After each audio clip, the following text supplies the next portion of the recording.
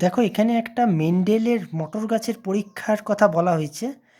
টি in টি টি মানে বিশুদ্ধ লম্বা, বড় টি মানে বিশুদ্ধ লম্বার সাথে ক্রস করা হয়েছে, ব্রিডিং করা হয়েছে টিটি, স্মল টিটি মানে বিশুদ্ধ খর্বাকৃতি মানে বিশুদ্ধ বেঁটে আকৃতি। তাহলে জাইগোট দুটো পাওয়া যাচ্ছে, প্রথমে বড়টি আর ছোটোটি দুদিকে, এই দেখো দুদিকে দুটো জাইগোট পাওয়া যাচ্ছে।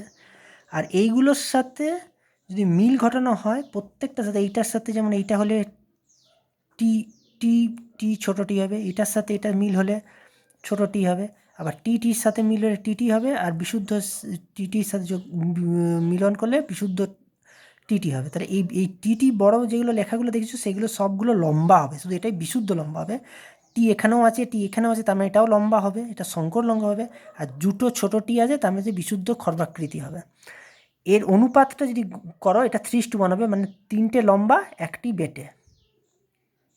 ভিডিওটি লাইক ও শেয়ার করো, চ্যানেলটিকে সাবস্ক্রাইব করো। Thank you.